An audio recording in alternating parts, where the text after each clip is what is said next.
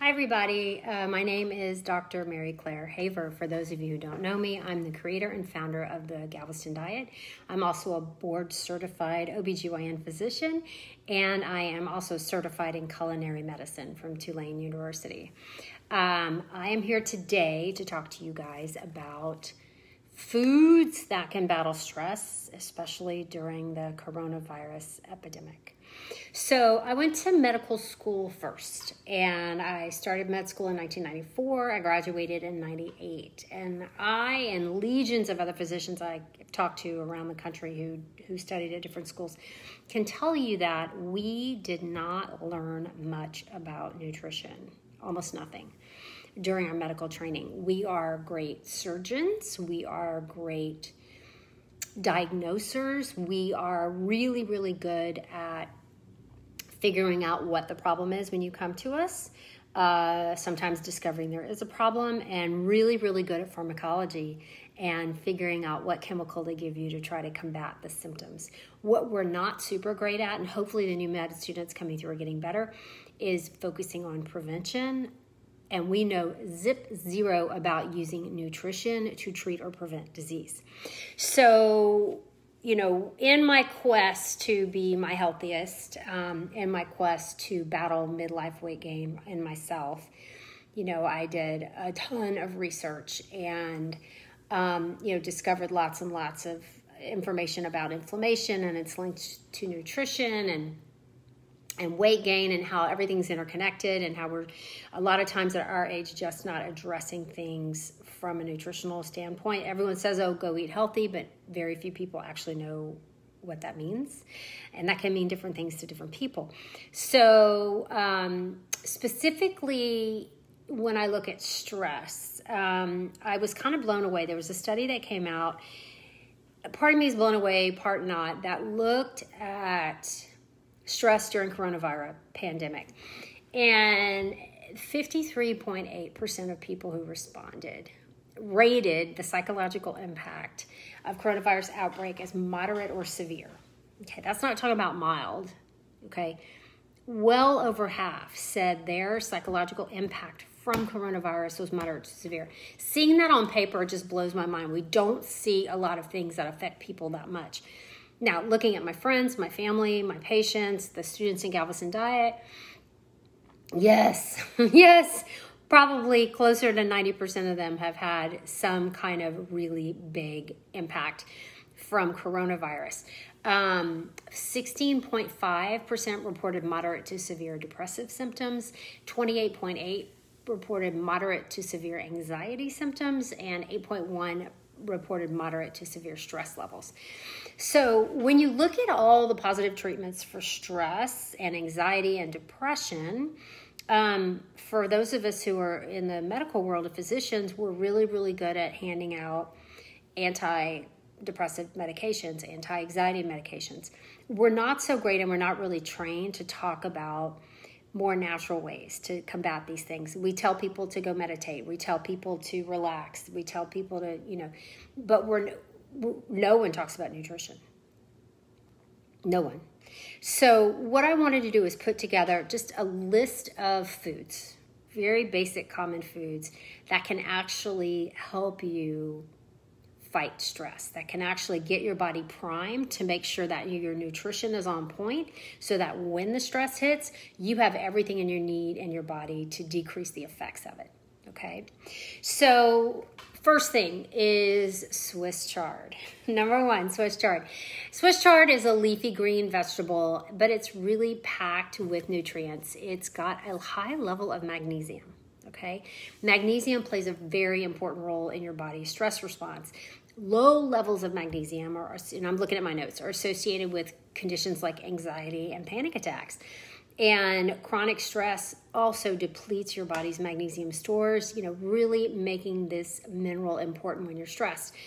So, and I've got a really great Swiss chard recipe that's going to be in the blog. I will post all these links in the comments below when I'm done talking.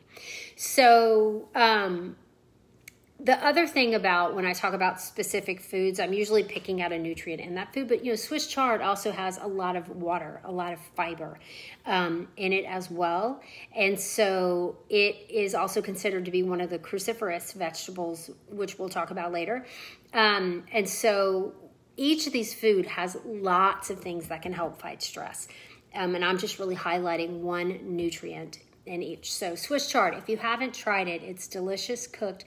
It's in the family of collard greens. It's one of the lettuces, but it's a lot heavier, denser than like your iceberg. And it's not really eaten raw. It requires some cooking. So I'm going to put a really nice recipe for some great Swiss chard. Number 2, kimchi. Kimchi scared me when I first heard of it. I didn't know what it was, some fermented something. But it's actually just a fermented vegetable dish. So yogurt's fermented and made with cabbage. And Napa cabbage and something called daikon, which is a radish that a lot of Asian cultures use. So sauerkraut, miso, yogurt, kefir, those are all fermented foods. The fermenting process means that from a health standpoint that they're packed with beneficial bacteria called probiotics.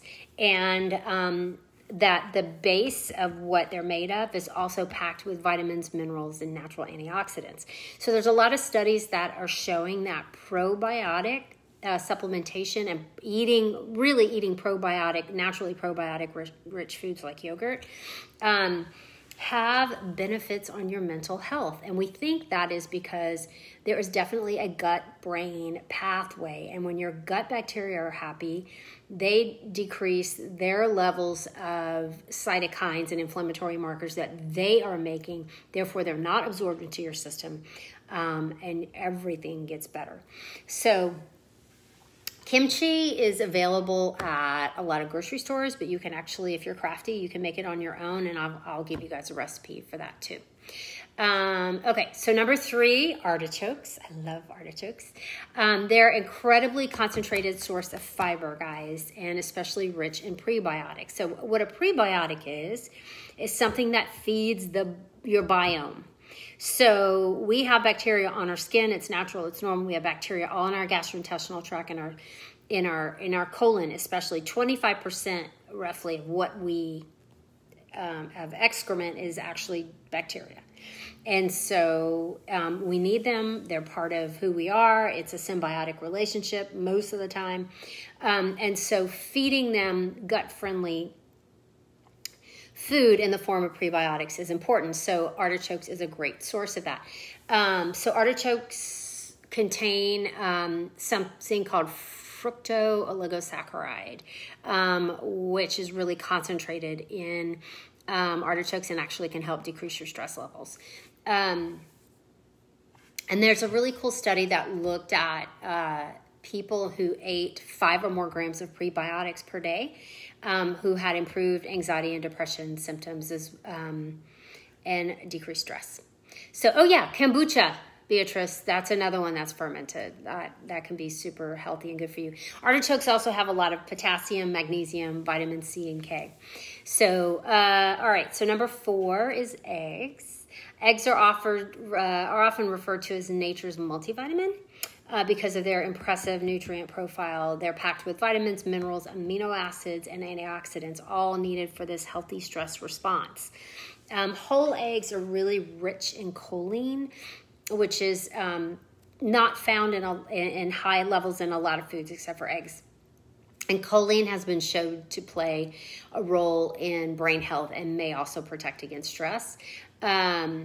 So I have a great recipe for an artichoke and egg frittata that has some Parmesan and some veggies in there, and it's like super healthy, and it's a great way to get those artichokes in. You can buy artichokes whole and cook them yourself. You cannot eat them raw. Don't even try.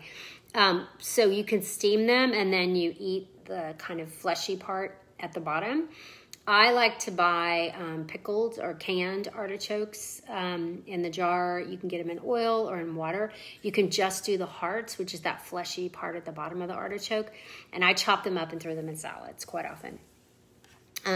So number 5, I think, is shellfish. Okay, so shellfish, which also includes mussels, clams, and oysters. So that would be shrimp, crab, are very, very high in amino acids, especially something called taurine, Taurine. Taurine has been studied extensively for potential mood boosting effects. They are needed, taurine and other amino acids are needed to produce the neurotransmitters, which are the signals that jump across our neurons, across brain cells. And they are really needed to produce dopamine, which is super important for regulating our stress response. So I've got this shellfish cioppino recipe for those of you who love shellfish. It's got like clams and mussels and shrimp and crab. That I will post for you guys to try. And so fatty fish. Oh, hang on. I'm still editing the document. It's a little wonky. Fatty fish like mackerel, herring, salmon, sardines are incredibly rich. I can't say enough about this. And omega-3 fatty acids and also vitamin D. Nutrients have been shown to help reduce stress levels and improve mood. So omega-3 fatty acids are not only important for brain health, right, and your mood, but they also help your body handle stress by keeping the chronic inflammation levels low. Remember that omega-3 is a very, very powerful antioxidant and anti-inflammatory nutrient. And so we know that in people with dietary patterns where they eat low omega-3, that they have increased anxiety versus the Western populations who don't eat a lot of fatty fish. So that's why I supplement omega-3 fatty acids, because it's just hard, and like it's hard for me to get my kids, especially my younger daughter especially, I don't like this, I don't like that. And I mean when she was a baby, we took her to eat sushi and she would be eating raw sushi all the time. But then she got older and now it's cool again, like she's 16 and they want to eat sushi. But I just think she's in a phase, and hopefully we'll start eating more shellfish, especially since we live on an island in the ocean. So I've got a great recipe here for just simple grilled salmon. You can buy salmon at the grocery store now, just about anywhere. It has been frozen, but if you can get it fresh, God bless you, that's amazing. I can't. And I've got a great recipe for you to grill some salmon. So, and then we have parsley. So parsley is a very nutritious herb that's packed with antioxidants. And remember, antioxidants are compounds that neutralize unstable molecules called free radicals to protect against oxidative stress and breakdown of our cells. Oxidative stress is linked with 7 out of the 10 causes of death in the U.S. And also mental health disorders like depression and anxiety. So antioxidants, remember, decrease inflammation, which is also high in people with chronic stress. So parsley is also rich in something called carotenoids and flavonoids and volatile oils, all of which are powerful antioxidants. You're kind of hitting it from several different levels. So I challenge you to buy some parsley this week at the grocery store and chop it up and just toss it into your salads. Toss it on veggies or on top of a casserole for a really flavorful, nutritious little pop to your diet. Okay, next is sunflower seeds. They're a great source of vitamin E. And this fat-soluble vitamin acts as a powerful antioxidant. Again, you're going to hear antioxidant over and over again. And vitamin E is essential for mental health. Low intake of the nutrient is associated with altered mood and depression. They're also high in other stress-reducing nutrients, including magnesium, you're hearing this again, manganese, selenium, zinc, B vitamins, and copper. I love them as a snack. I'll eat them raw or quite often sprinkle them on a big salad. Broccoli is a cruciferous vegetable. Remember we talked about that earlier, crunchy, cruciferous. Cruciferous vegetables are renowned for their health benefits. A diet rich in cruciferous vegetables, crunchy veggies, we know it's going to lower your risk of certain cancers, heart disease, and mental health disorders like depression and anxiety.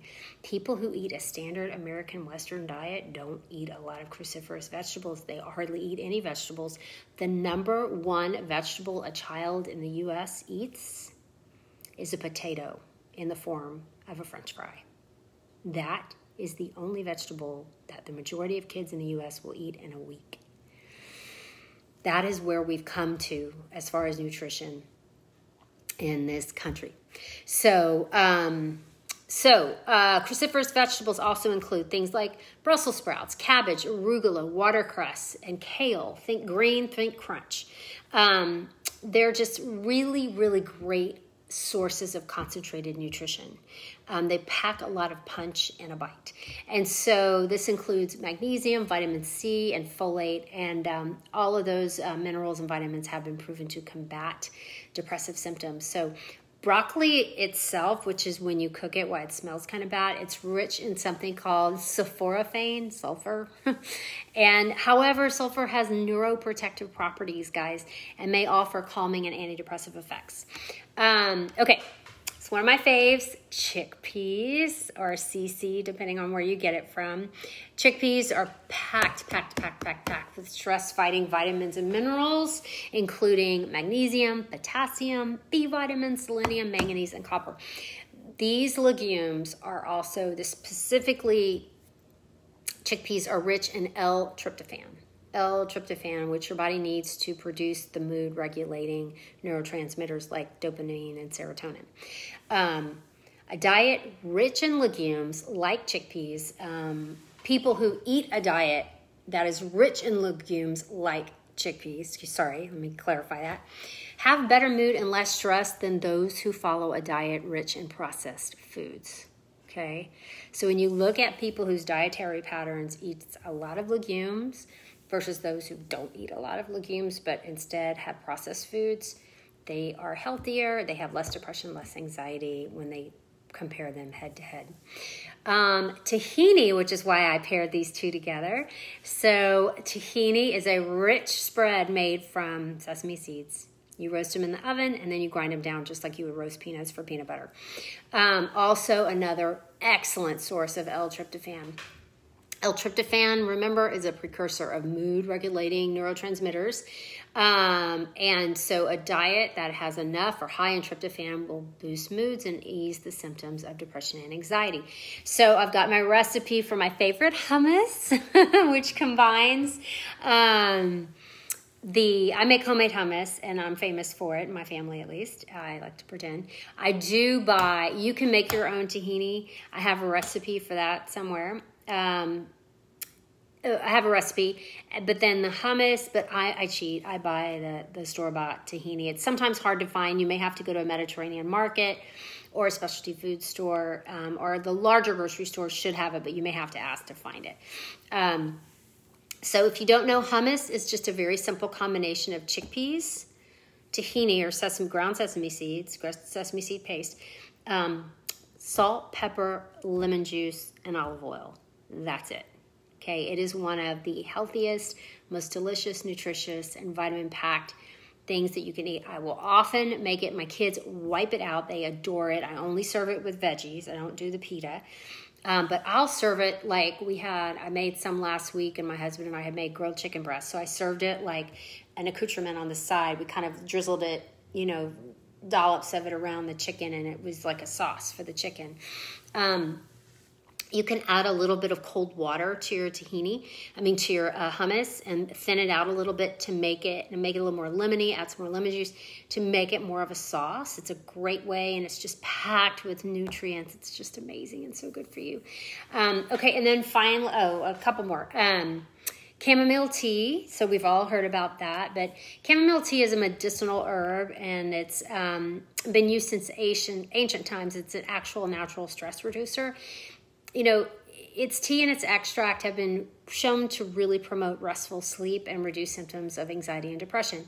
So for those of you who are trying to use a glass of wine to wind down at night, I challenge you to do chamomile tea. Just substitute that a couple nights a week and keep track of your sleep and see how you do, because I think that your sleep will improve. And then blueberries. I love blueberries. OMG. They are my go-to fruit.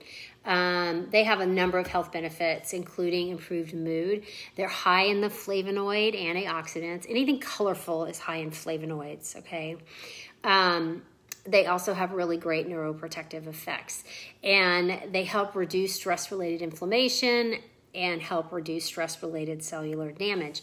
And so, so that's just a smattering. That's just a few things to work into your diet. But here's kind of my takeaway from this from you.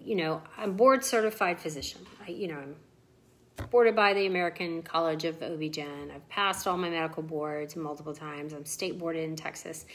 I know every pharmaceutical out there, or I have a book where I can look it up.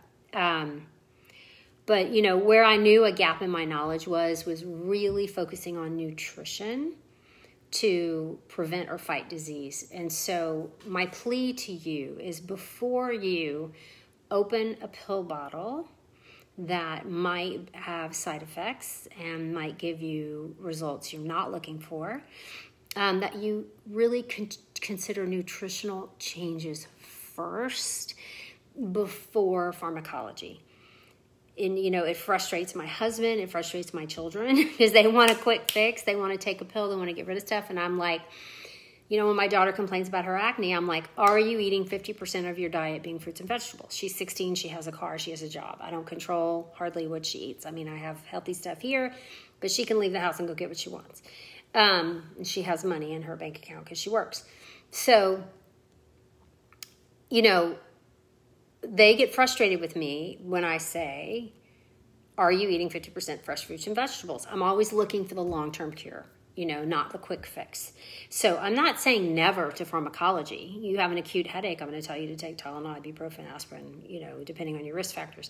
But, if you're having chronic headaches, I'm going to look at your nutrition with you if you're my patient, and I'm going to look at your diet and look at processed foods and look at things that I know can cause excess inflammation and may be triggering these headaches. And then we're going to also look at things that can fight that inflammation to help it naturally come down. Then after you've adopted those changes, and everything's going to get better when you change your diet, by the way. You're going to sleep better, your stress levels are going to be better, your anxiety is going to be better, your depression is going to be better. You might not need any other medication. I'm not saying never that you won't, but this is the way to start. This is the way we need to treat our bodies. So, all right, Haver out. Hope this was helpful. Please, share this, guys, as much as you want. I'm loved sharing information. So this will be a blog on www.galvestondiet.com. I have tons of blogs on there. Most of the talks I do come from blogs that I write. I do all the research first, make it a blog, then I talk about it. Have a wonderful day, and to your best health. All right, take care.